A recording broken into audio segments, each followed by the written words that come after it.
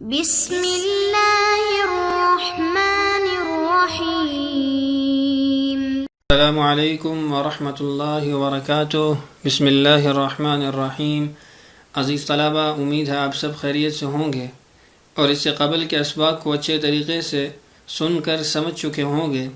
آج ہمارے لیول 1 کا سبق نمبر 4 ہے، جس کا عنوان ہے فعل کی تقسیم باعتبار زمانہ۔ فعل کو مختلف اعتبار سے تقسیم کیا جاتا ہے، جن میں سے ایک تقسیم آج ہمارا موضوع ہے اور وہ ہے باعتبار زمانہ۔ فعل کے بیان میں یہ بات بھی آئی تھی کہ فعل کی خاصیت ہے کہ وہ ہمیشہ کسی نہ کسی زمانے سے متعلق ہوتا ہے۔ کبھی گزرے ہوئے زمانے سے متعلق ہوگا اور کبھی موجودہ زمانے کے ساتھ منسلک ہوگا اور کبھی آنے والے زمانے کا کوئی امر، کوئی بات بتا رہا ہوگا۔ تو یہ فعل کی خاصیت ہے کہ وہ تینوں زمانوں میں سے کسی ایک زمانے سے ضرور منسلک ہوگا۔ سبق کی طرف بڑھنے سے قبل آئیے چند مثالیں دیکھتے ہیں تاکہ سبق سمجھنا آسان ہو جائے۔ آپ اپنی اسکرین پہ دیکھ رہے ہیں، چند جملے لکھے گئے ہیں۔ سب سے پہلا جملہ ہے کیا آپ نے قرآن پڑھا، اور دوسرا جملہ ہے کیا تم نے مجھے فون کیا۔ اب ان دونوں جملوں کے اندر آپ غور کریں تو ایک فعل اور ایک عمل کا بتایا جا رہا ہے۔ پہلے جملے میں قرآن پڑھنے کا پوچھا جا رہا ہے اور دوسرے جملے میں فون کرنے کا پوچھا جا رہا ہے۔ یہ تو عمل ہو گیا، جس سے معلوم ہو گیا کہ یہ فعل ہے۔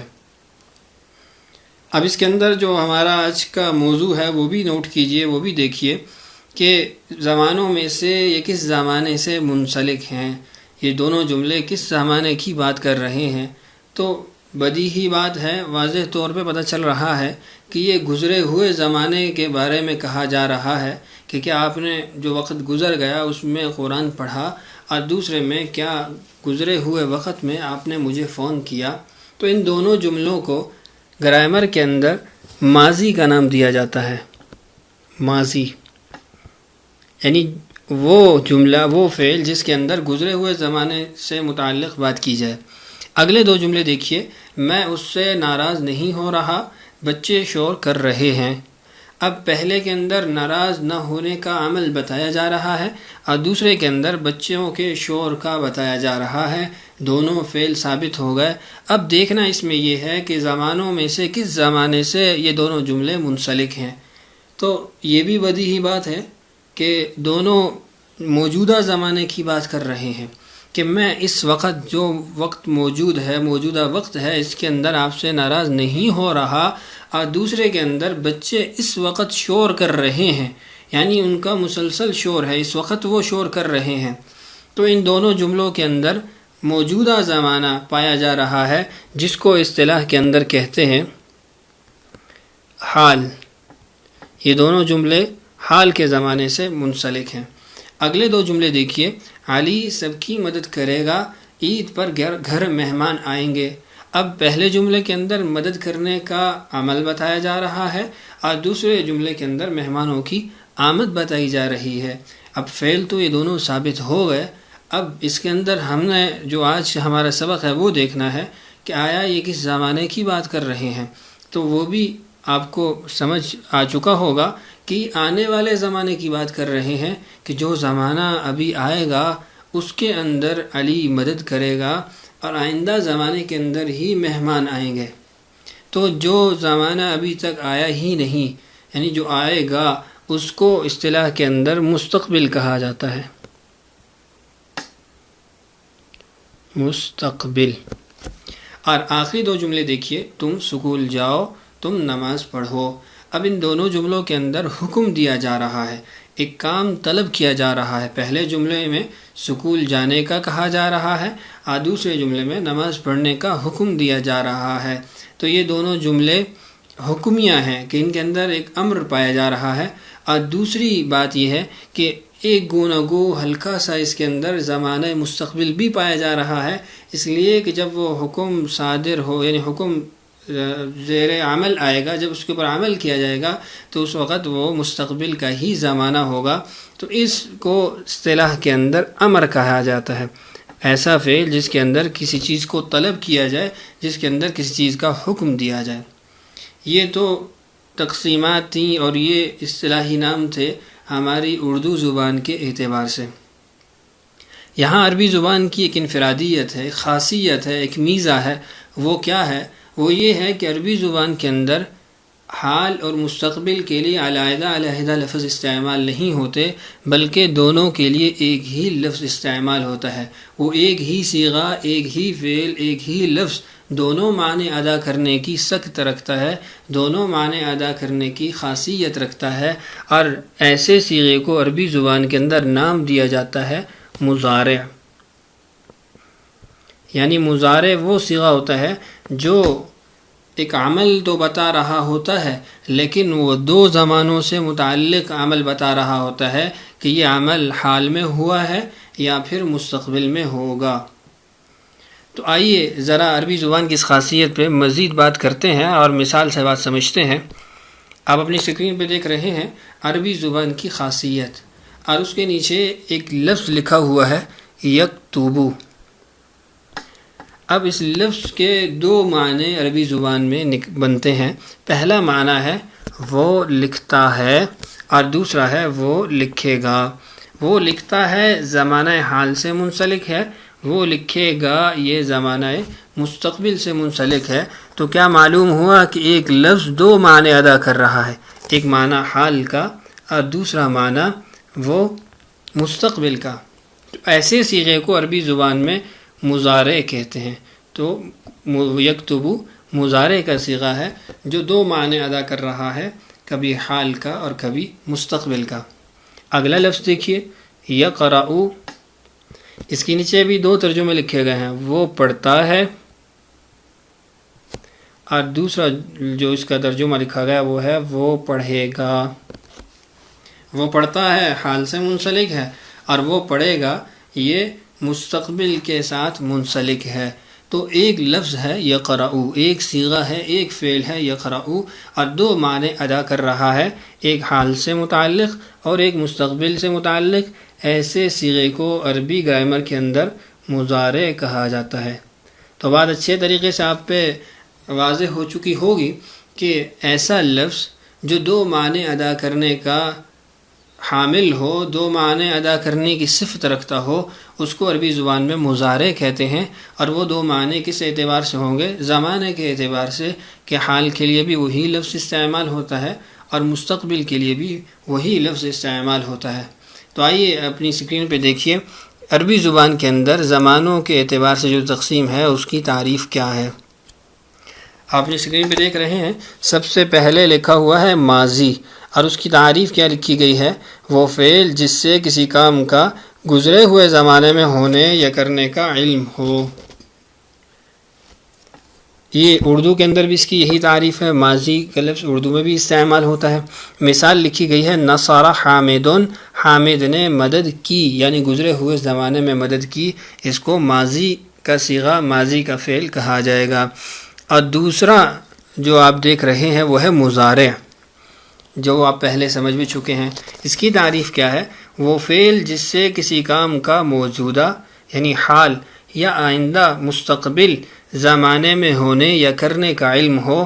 مثلا ینصر زیدن، زید مدد کرتا ہے یعنی حال کے اندر، یا کرے گا مستقبل کے اندر. تیسرا جملہ یا تیسری جو ڈیفینیشن لکھی گئی ہے وہ ہے امر. امر وہ فعل ہے جس سے کسی کام کے کرنے کا حکم معلوم ہو. مثلا انصر خالدن، تم خالد کی مدد کرو. اب یہاں پہ جو تین تعریفات آپ نے دیکھی ہیں یہی فعل کی تقسیمات ہیں باعتبار زمانہ. تو آپ کہہ سکتے ہیں کہ فعل یعنی عربی زبان کے اندر فعل تقسیم ہوتا ہے تین چیزوں پہ: ماضی، مضارع اور امر. یہ تینوں اس کی تقسیمات ہیں. آگے ذرا تمرین کر لیتے ہیں، مشق کر لیتے ہیں، تاکہ جو سبق ہم نے پڑھا ہے وہ ہمارے ذہن میں اچھے طریقے سے بیٹھ جائے. مختصراً دہرا دیتا ہوں، پھر ہم اپنی تمرین کی طرف آتے ہیں اور صیغوں کے اندر پہچان کرنے کی کوشش کرتے ہیں. آج کا ہمارا سبق کیا تھا کہ عربی زبان کے اندر فعل کی تقسیمات تین ہیں: ماضی گزرا ہوا زمانہ، مضارع حال یا مستقبل سے منسلک زمانہ، اور اور امر کہتے ہیں جس کے اندر کسی کام کے کرنے کا کہا جائے، کوئی حکم دیا جائے. یہ 3 تقسیمات ہیں. تو آئیے ان جملوں کے اندر ان تقسیمات کو لاگو کرتے ہیں. سب سے پہلا جملہ ہے کیا آپ نے قرآن پڑھا. اب اس کے اندر اس کو آپ کیا نام دیں گے؟ آپ اس کو ماضی کا نام دیں گے، اس لیے کہ ماضی کے اندر کیے ہوئے عمل کا پوچھا جا رہا ہے کہ کیا آپ نے ماضی کے اندر قرآن پڑھا. علی سب کی مدد کرے گا، اس کو کہا جائے گا مضارع، اس لیے کہ یہ مستقبل کی بات کر رہا ہے. اور اس کے بعد والا جملہ ہے تم سکول جاؤ. اب اس کے اندر حکم دیا جا رہا ہے، امر ہے، کسی کام کو طلب کیا جا رہا ہے، اس لیے اس کو ہم کہیں گے امر. اگلا جملہ ہے میں اس سے ناراض نہیں ہو رہا. اب آپ اس کے اندر غور کریں کہ اس کے اندر حال کے زمانے کی بات ہو رہی ہے، چنانچہ اس کو ہم پھر مضارع کہیں گے، کیونکہ مضارع ایسے صیغے کو کہا جاتا ہے جو 2 زمانوں کا محتمل ہو، چاہے وہ ماضی حال ہو یا مستقبل ہو. اگلے جملے دیکھیے، بچے شور کر رہے ہیں. حال کے اندر وہ شور کر رہے ہیں، تو اس لیے ہم اس کو بھی مضارع ہی کہیں گے. تم نماز پڑھو، اس کو امر کہا جائے گا، اس لیے کہ اس کے اندر کسی کام کا حکم دیا جا رہا ہے. اور اگلا جملہ ہے کیا تم نے مجھے فون کیا، اس کو ماضی کہیں گے، اس لیے کہ یہ گزرے ہوئے زمانے کی بات کر رہا ہے.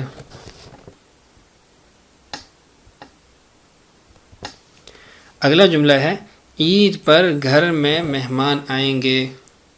اب اس کے اندر بھی مستقبل کی بات ہو رہی ہے، اور آپ کو معلوم ہے کہ جب مستقبل کی بات ہو تو اس کو بھی عربی زبان کے اندر مضارع ہی کہا جاتا ہے.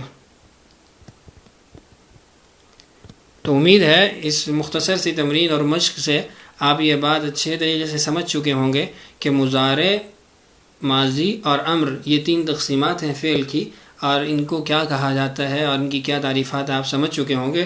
ایک بار پھر دیکھیے گا ان تعریفات کو. آپ اپنے سامنے ایک نقشہ دیکھ رہے ہیں، اس کے اندر یہ ساری باتیں لکھ دی گئی ہیں. اس کو آپ سبق کا خلاصہ بھی کہہ سکتے ہیں. تو غور سے ذرا سنیے گا. سب سے پہلے جو لکھا گیا ہے وہ ہے فعل. فعل کا بیان لکھا گیا ہے کہ فعل کس کو کہتے ہیں. یہ ہمارا پچھلا سبق تھا، اس کے اندر اس کی مفصل بحث گزر چکی ہے. یہاں بھی اس کی تعریف دیکھ لیجئے تاکہ تازگی ہو جائے اور بات ذہن میں دوبارہ آ جائے، اچھے طریقے سے بیٹھ جائے. تو فعل کے آگے تعریف کیا لکھی ہے؟